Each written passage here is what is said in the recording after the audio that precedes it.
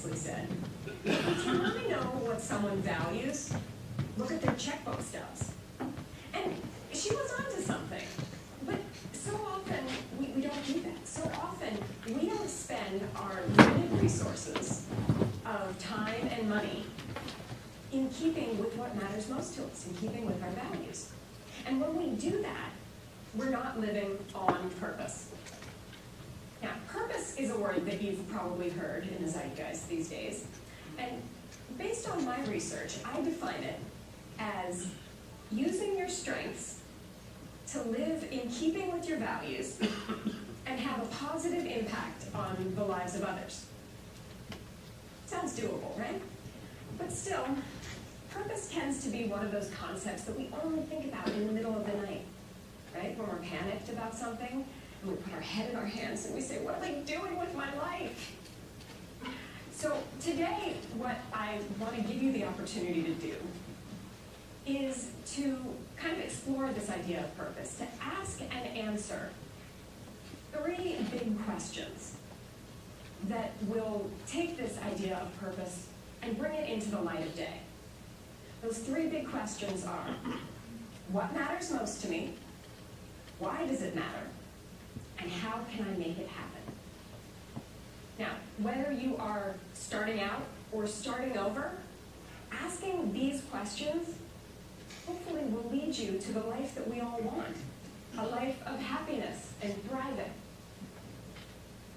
So today what I want to do is give you a roadmap to get there, kind of demystify these big ideas. All right, so let's get started. What matters most to me? Well, when I ask that question to my students, they invariably say, I just want to be happy, right? We all want to be happy. But research repeatedly shows that we are pretty terrible predictors of what's going to make us happy. And so often when we get what we want, we think we want, we don't want what we get. This is why for years I've kind of had a quibble with happiness. I just don't really like the word. And it turns out that a long time ago, Aristotle didn't really like that catch-all term for happiness either. So Aristotle broke down happiness into 2 big concepts. He broke it down into hedonic happiness and eudaimonic happiness. So hedonic happiness is the happiness that you get from a big bowl of candy. It's the happiness you get from a fun party, a great meal, great sex. Hedonic happiness is about pleasure in the moment. And if you are looking to live a life of hedonic happiness, what you're trying to do is maximize pleasure and minimize pain at every turn. But then there's a second type of happiness that he talked about, and that's eudaimonic happiness. So eudaimonic happiness is that warm, fuzzy feeling and that sense of happiness and thriving from a life well lived. Perhaps it's looking around the holiday table and saying, gosh, I am really blessed. Or it's working hard for something that really matters to you and accomplishing it. Now, to achieve eudaimonic happiness, you often have to sacrifice along the way to get to this larger, more meaningful goal. But the good news is that you don't have to pick one or the other. A life of meaning and purpose comes from that perfect fizzy mix of hedonic happiness and eudaimonic happiness. So the challenge is how to figure out which one you want to do at any given time. When do you spend and when do you save? When do you go to the fun party? And when do you stay home to get your work done?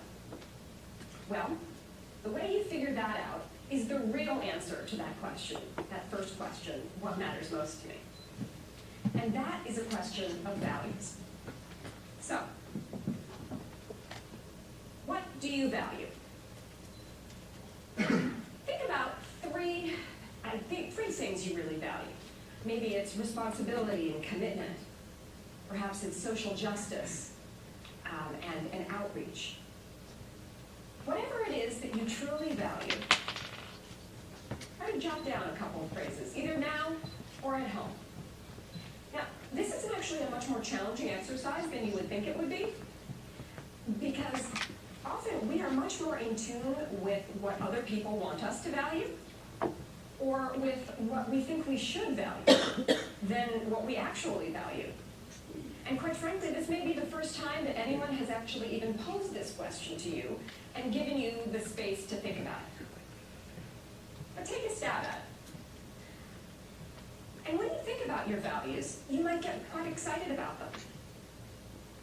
And then there's this another challenge, which is that sometimes those values come into conflict with each other. So among my top values, I value family. And I also value teaching. So sometimes those things come into conflict. How do I figure out when to leave my own 3 beautiful children to go teach other people's young adults? Right? Well, to figure out how to choose among your values in any particular time, well, that leads us to our second question. Why does it matter? And that question of why does it matter is really a question of purpose. But before you freak out, we're going to keep breaking this down into small steps. So research has repeatedly shown that if you take a daunting concept, like purpose, and you break it down into small, bite-sized pieces, you can take that kind of scary task and actually make it kind of fun. So the good news is you've got one big part down, if you think about your values. The next thing I'd like you to think about is, what are you good at? What are your gifts? What are your strengths? Now, it might be building things or translating things. It might be creativity, or perhaps you can convince anybody of anything. Think about those gifts. And when you're thinking about your gifts, think about them in terms of not can-do skills, not things you can just do, but want-to skills, things that you actually want to do. So I can pack a suitcase like a champ, but that is not something that I would put on my gifts list, right? It's not something I want to do all day, every day. All right? So you think about those 3 gifts. The next thing is you want to think about your impact. Who do you want to impact? Who do you want to help? Perhaps you want to help your family, your community. Maybe there's a particular charity or social organization that you're passionate about. So when you do this, at the end, you'll kind of come up with 9 words or phrases. Your values, your gifts, and who you want to impact, right? All right, so this is seeming fairly manageable now. I bet some of you, as you grew up, played Mad Libs. Any of you played Mad Libs? Just because we did it as kids does not mean that we can't still have fun as adults. So my next challenge to you is to play a little game. Let's put all these together into a Mad Libs purpose statement. Because I value, I will use my gifts for, to positively impact. These ideas can come together into a draft purpose statement that's actually kind of fun. Now, it may make no grammatical sense. It's a first draft. But when I did it, this is what I came up with.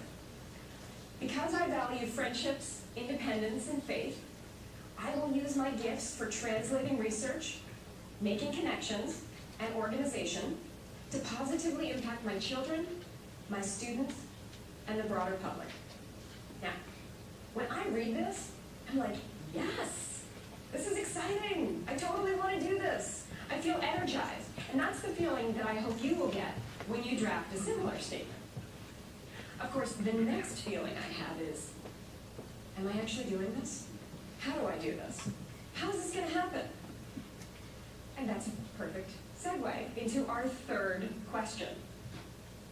So we've looked at what matters most to me, why does it matter? And next, we want to ask, how do I make it happen? Now, the challenge is that, for the most part, we tend to jump to this third part of how to make it happen first. We go straight for it. And we try to set all sorts of goals right? We're good at making plans and setting goals. But if you don't know why you are doing something, you are much less likely to have that sense of eudaimonic happiness and thriving at the end. So I learned this the hard way. When I got my PhD, you would think I would have been celebrating, right? But instead, I burst into tears and I cried in my room. Well, what had happened was that all those years I had been working really hard for this degree. If somebody had asked me, which unfortunately no one did, what my purpose was at the time, I would have said my purpose was to get my PhD. But then when I got the degree, looking in the mirror, and I'm still the same old me. Not much had changed. I didn't have a job, I still didn't have a boyfriend. And I had this sort of like, what am I doing with my life? Did I waste all of that time? Well, what had happened was that I had put the how before the why. I had a clear goal, but I didn't have a clearly articulated sense of why I was doing it. So when you put that how first and you don't think about the why, you can feel really empty. But now, because of this public service announcement, my hope is that you will never have this problem again. So if we get to this idea about how to set real goals that matter, I call those purpose-based commitments. So purpose-based commitments are a why with a how.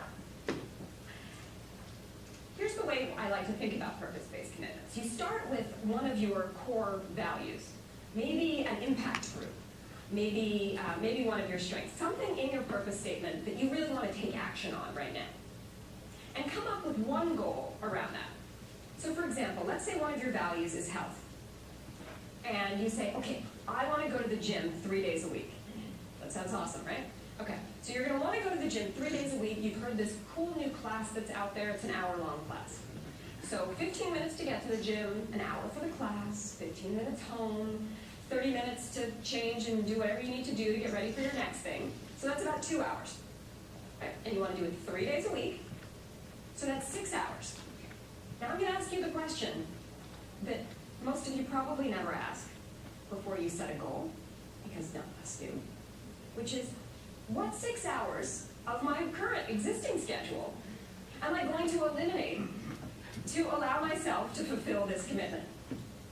No, we don't do that. Instead, we say, oh, I can just get it done. I can sneak it in there. But then, of course, it doesn't happen because you haven't really thought about when it's going to happen, and you haven't really clearly thought about why it's important. So if you cross-check with yourself and you say, yeah, it is important for me to go to the gym. It is important for me to be living out my value of health. Then you might say, okay, maybe I need to sleep a little bit less on a couple mornings. Maybe I need to watch less TV. Maybe I can cut out of work a little bit early. Because this is a purpose-based commitment that really matters to me.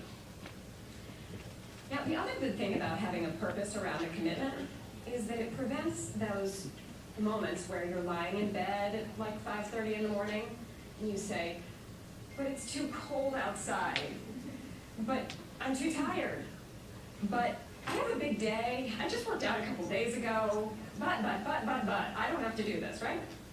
Well, knowing why it matters is a good way to motivate yourself and to say, no, actually, this is really important to me. And hopefully that will get you out of bed and on your way. Or, as I like to say, your why needs to be bigger than your butt. I know, it's awesome, isn't it?